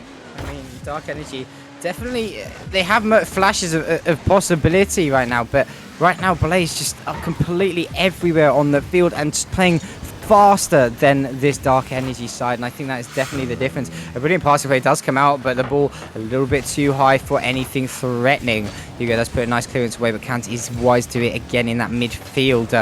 We see Kaldi putting a nice clearance away. Tarek is in that midfield, puts the shot over, but nobody able to follow it up on this side of Dark Energy. Kaldi getting a nice touch forward, actually almost looking for Alanis, but lovely Kant able to get that ball first. Evoke is there looking for the flick, but again, nobody can match Alanis's flick in these games so far. There's a brilliant touch coming out from Hugo, evading lovely Kansas shot. Alliance now putting the ball downfield, looking to challenge Tarek, but Tarek rises to it again and puts the shot underneath.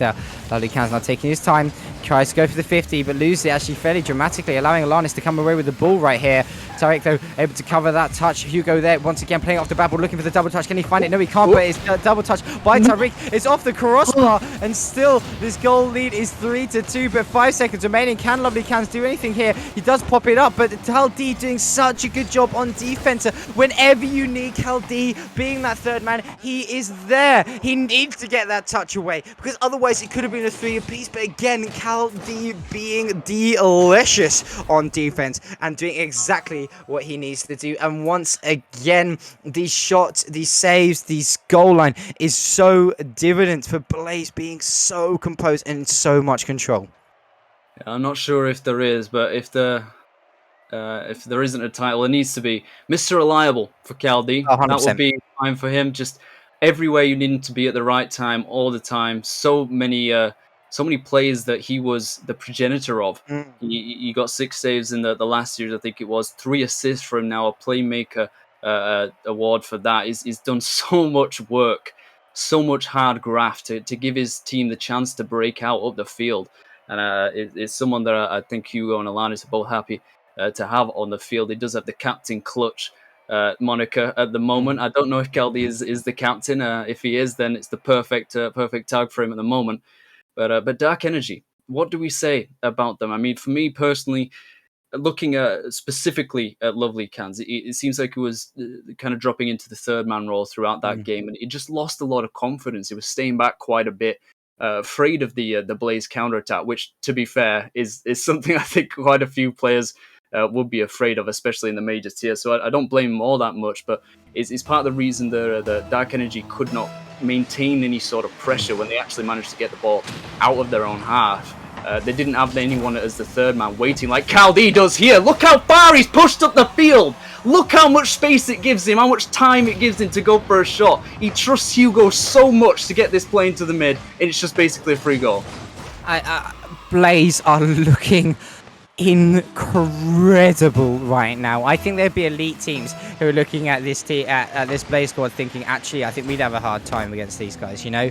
Unbelievable. And Caldi working so unbelievably well with Hugo, where the Tarek does get that win in the midfield. Can Dark Energy pull the reverse sweep in the second best of 7? Only time will tell, and that is a way to start it, as Tarek does find the back of the net. Finally for this Dark Energy side. There's 4 minutes 30, only 23 seconds have gone, and it is tied 1 apiece. Vector, you know, if there is a team to do it, you know, they've been down in the dumps, but Dark Energy, they have full potential to bring this game back.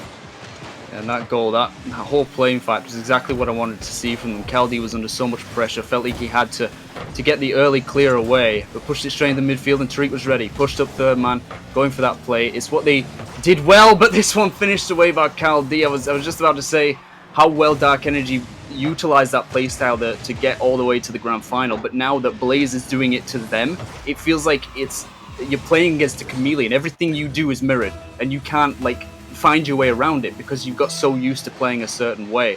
And the Blaze coming back now, 2-1 lead now, doing the same thing that they were doing in previous games in the series, where as soon as they conceded one, they came right back. They did not want to give Dark Energy any time in the lead at all. There's another one from Caldi, is put away. Tariq cannot stop it. And a minute in, Blaze looking like they're already taking this series. This is so unbelievable coming out from Caldi. Being that third man, I just don't think this Dark Energy side expects Caldi to push up so much and to be so willing to be aggressive. I think the speed at Alanis and Hugo and the way that they play gives them so much time to rotate back. You know that Caldi knows that they're going to be back in time if he pushes up, and he's doing exactly that. Lovely Kanzo, an opportunity, but the bumping, no matter how many bumps and demos this Dark Energy side seems to throw at Blaze, nothing is coming of it, and it is so scary when everything you try to throw at a team is just being counteracted. Yeah, we saw a little in the last game where Evoke was opting to do things solo, going for a couple of pretty decent looking air dribbles, but there's 3 defenders. It doesn't matter how well you can show off your mechanical prowess, you're not going to beat 3 defenders, and this is just missed. Alanis hits the crossbar. That could be important. That could play the factor in this game. It is only a 3-2 lead. These 2 goals are fragile for the Blaze side. Can Dark Energy claw back? But Hugo just kind of toying with the Dark Energy defense right now. Oh, nice bump by Evoke onto Caldi. Didn't get the best touch. Lovely cancel the free touch down to Evoke. Wasn't the best play, but it's worked for them as they managed to bring it back to 1 goal. 2 minutes into this game, this is a little bit scrappy from the Blaze defense. Double commits here and there, maybe starting to panic a little bit. Actually wanted to mention that Caldi managed to get a 1-minute hat-trick there, a 3 for 3. Now he's on 4 shots, but unbelievable output, unbelievable production. Not quite working out so well on the defense as they are now just 1 goal away. Could this be the equalizer? No, Evoke decides to slow down the play. Doesn't go for the early shot. I think he's just afraid of how quick Blaze are. If he goes for the quick shot, then they're expecting it and they're always going to be ready for it. If they play a bit deceptively, but the rotation from Blaze is just too quick. And the shots, though, ball bouncing precariously in front of the Dark Energy side. However, not able to be capitalized for Blaze. 1 goal lead So incredibly fragile. Could go either which way. You can definitely see some fatigue starting in, though, for both sides. A few double commits here and there. Can Blaze hold on to this lead and claim the throne after an incredible showing from them? Whereas Dark Energy got something left in their closet to bring this back. Kaldi does get a touch away. Can he follow it up? No, he decides to leave it. Kant is there already. Looking for the double touch. Not able to find it. Tariq actually missing the open net shot there. That may come back to bite them as we hit the 2-minute marker on the clock. Kant's there going for the shot and seems nothing is lining for this Dark Energy side. Brig clearance coming out from Hugo. He's looking to follow it up again. Can's put it across the opposite side. Kaldi is there waiting. Forces the 50-50 with Evoke. So still Dark Energy not able to break out their sides. We see, I think, Kaldi getting bumped and demos in the half of the Dark Energy. And just look what's happened there. That's completely thrown off the counter attack. Lovely Can's only coming off spawn for when an opportunity opposed himself. Tariq now putting it over towards Evoke. Evoke now with a booming clearance. Can's waiting there. Tries to get a touch forward, but still nothing threatening for this Blaze side. Tariq now, can he do anything with it? No, Hugo just demolishing him out of nowhere. Alanis putting the pressure on once again. Trying to play with the bad board. He does get the touch, but Evoke wise to it again. If Can's putting a shot towards goal. Kaldi, though, taking it nice and patiently, like Vector said that he needed to. And ever since you said that, Vector, it's like he heard you. He's doing it so good in the backline. I mean, from my perspective, looking at that was risky, but you know, it draws out the offensive line, because if you take all that time, they're pushing up the field, they're almost waiting, you know, gagging to go for that play, waiting for the clearance. But if you just take as much time as you need to clear it off the goal line, you open up so much space in the midfield to flick it into or to clear it out of. Alanis with a free shot actually misses. I think tried to pre-flip that, going for the early play. But now 40 seconds left of Dark Energy's playoff life, and nice disruption on Hugo, but no touch from Evoke means it's back up the field. Hugo trying to create something, but just hits it back. Tariq almost double tapping it into his own net, just about realizing in time where that one was going. Puts it down to the corner, but pressure on from the Blaze as Kaldi tries to beat Tariq, but is beaten there. Alanis reads that way too quickly for Dark Energy to deal with, and Hugo with a free shot. Can they put this one away? Actually takes it away from Kaldi as the third man, but 10 seconds left now. It's in the wrong half of the field for Dark Energy. Can Alanis put it away? No! Tariq with a deadly save. It's the last chance saloon for the Dark Energy. Can they put one away to save themselves the embarrassment of a 4-0 sweep and a grand final bracket reset? No! Alanis leaves the ball to drop dead in the orange box, and the Blaze have clean swept the Dark Energy coming from the upper bracket. What a phenomenal performance from them. I cannot overstate just how difficult that was to do. GG's. GG's all around. I mean, I am at a loss for words at the quality of play we've just seen Blaze pull out. What a performance from them. But we must say a massive GG's to Evoke, Tariq, and lovely Kant, who did such a good job of getting all the way to the grand finals, but in the end it was Blaze. Too hot, too spicy, too delicious for the side of Dark Energy to deal with. But Vector, we talked about incredible plays, we talk about incredible series, and we've just seen two of the best series I have ever casted for the RSC. I mean, you made the claim that this could have been one of the best in RSC history. I mean, I think it's up there. Maybe not the very best. If it would have gone to like a game 7, had a few more overtimes, maybe it would have been more in contention. But still, either way, the Blaze coming up from the depths of the lower bracket, not actually coming from the upper bracket. They came through play-ins. This was almost completely unexpected. Obviously, they got third in Ignis, not quite proving themselves in league play. But now playoffs, different environment, different situations, and no one, I don't think anyone, truly believed that they could get a sweep over Dark Energy. I think the momentum that they gained from winning the first best of 7, the 4-2, just the mental anguish of having to think about, even if we win this, we're going to have to go into a bracket reset, we're going to have to do it all again. None of that was there. They showed complete composure, complete control, and a 4-0 sweep is the only result really expected from them. 100%, 100%, and we have the undisputed, undeniable champions with us in this VC, guys and girls. What a showing from you guys. How does it feel? You guys, in my opinion, probably played some of the best Rocket League I have ever seen. I'm going to throw it over to actually your GM first. Shires, what a showing from this squad. Amazing. Honestly, it's I'm just stuck in a field at the minute working a festival, trying to watch these guys play Rocket League. I've watched as much as I can, and I'm so proud of them. It's been I've never won a playoff, and and even as GM, a few of my teams have struggled, and this season this is the second time, and it's just great. Yeah, it's unbelievable showing coming out from them. I mean, I think I'm gonna want to go over to Alanis first. What were you on with those dribbles? You scored you scored three incredible dribbling plays, and one of them at which you have Vector and me saying a goal of the playoffs with that ground finish. How do you feel to have such an incredible performance? I mean, the first two games, I think didn't play my best, so it's just really nice to come out and do my best in those later games, I want to say. Yeah, I guess so. But yeah, just did what I needed to do to win.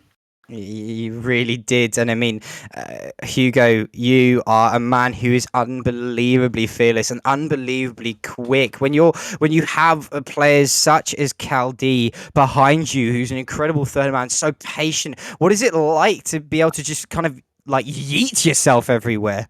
Oh yeah, well that's the thing. I think it's like I think we knew that as a team we're pretty fast. Like me and Alanis, if we're allowed to play like more aggro, I don't think there's many people that we can't beat in the league in terms of like getting to the ball quicker than them. So I think that's what we have. Like that's the privilege that Cal gave us pretty much. Just being such a solid third man, knowing that say we get a dodgy touch, Cal's just going to be there behind us.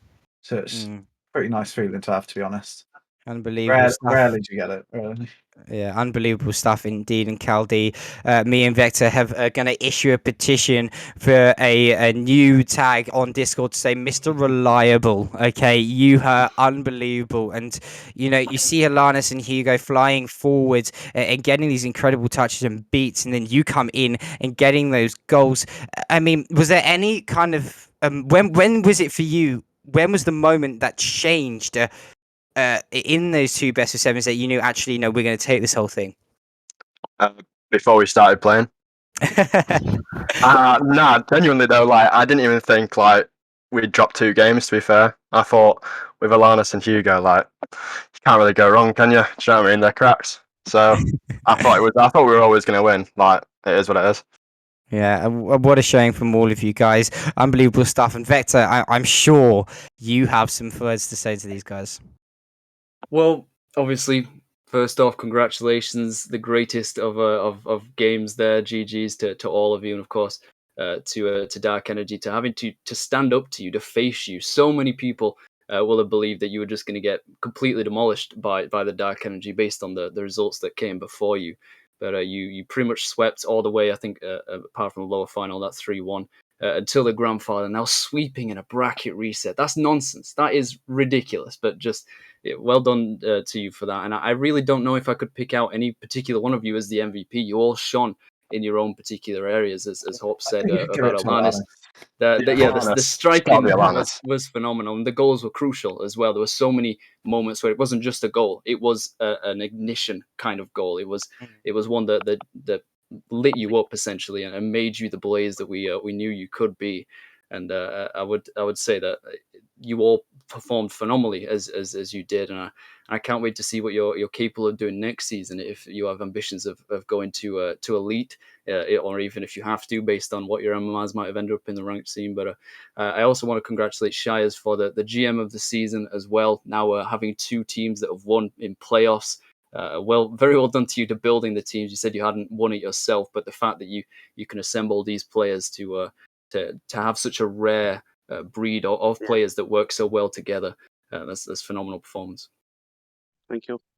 I mean, yeah, what a showing indeed. And I definitely think there's a lot of talk with, and I think both me and Victor have to say all of you guys were unbelievable.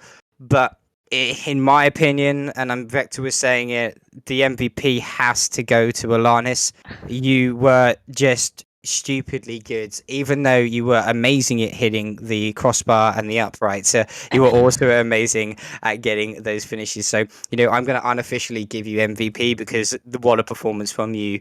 But a massive GGs to you guys. And any final words from any of you to the Dark Energy side before I go into the final question for Shires?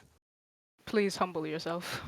Oh, Yeah, like I vote gives it the big one in the chat, but he's really not all that. Like, that's all I'm gonna say. Also, can I just shout out Bonesy real quick because Oh, that guy yes. stepped down halfway through to let Hugo join.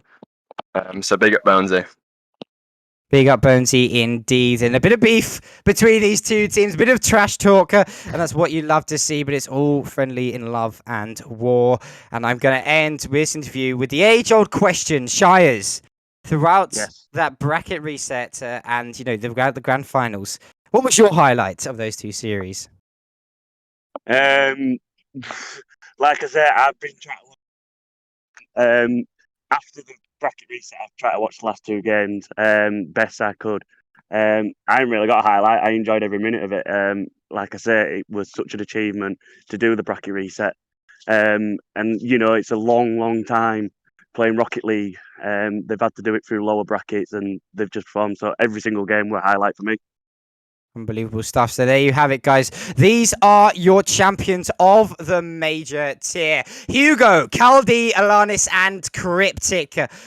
Cryptic being the sub, but Alanis, Caldi, Hugo doing unbelievable stuff and unbelievable work, showing why they are the top team and a formidable team in major. And definitely, I think, a formidable team with elite teams looking over them. And your general manager and GM of the season, Mr. Shires Blaze, for Ignite Esports. A massive congratulations. These are your Season 7 major champions. And Vector, what a series. I'm still at a loss for words how good that was, Vector. I mean, you're not the only one, to be honest, Hops. I think I've completely worded myself. Completely worded out. I'm completely worded out. It's done. There's nothing left to say really, other than the fact that it was one of the best series I think we've seen on the RSC channel. One of the best to cast over with you, Hops, and I'm glad to have had the opportunity to do that. It was a lot of fun. But Blaze, coming up from that lower bracket, it just shows that you can never count anyone out. The fire started from below and heat rises. That's just what it does, and that's what they did. They rose to the challenge, and I'm so glad that I had the chance to watch them do that, and I can't wait to see what they might do in next season as well. But we're not done. We're not done, Hops. This is just the penultimate playoffs. I know. Tomorrow we have Elite. How are we going to do it? There's going to be so much more crazy stuff going on. I know. We have one more playoffs tomorrow, guys. That is for the Elite tier. So you must tune in for it, not only for the incredible Rocket League, but also at the end of tomorrow's stream, there will be an announcement that will impact and change an incredible amount of the RSC, all for the better. You guys have to tune in. I cannot understate how awesome this announcement is going to be. Guys, you have to be here, watch the games, be here at the end of the stream, because your boy himself is going to give this huge announcement. Listen, I've been talking, Vector, haven't I been teasing it all day to you? I've been winding you up. Insufferable. I have no idea what it is, and you won't stop talking about it, but I'm going to hear it tomorrow. I'm going to get it out of you. So looking 100%. forward to that. 100%, guys. So we have that huge announcement tomorrow. Guys, do stick around for it. Elite playoffs are happening tomorrow as well. A massive GG's to all the players who've competed in every single playoff so far and in these major finals. The champions are Blazer, getting that bracket reset and a 4-0 sweep in the second best of 7. A massive thank you must go over to the broadcaster Source, who is doing unbelievable jobs on these streams. We wouldn't be them without them, and we have to continue a massive thanks and commiserations, I think, to Archeon, who is the one who puts a lot of this together, but also failed rather miserably in these playoffs himself. But a massive props to everybody and our sponsor, Static Caravan Buyer, who is sponsoring us, and a massive thanks to Steve Blood. Big love to everybody. Go follow us on RSCEU on Twitter. Go visit our website, rsceu.co.uk, and obviously you're here on Twitch, so do drop us a follow. A massive thanks to here from myself, Vector, and Source for tuning in today. See you tomorrow for the Elite Playoffs. Good night.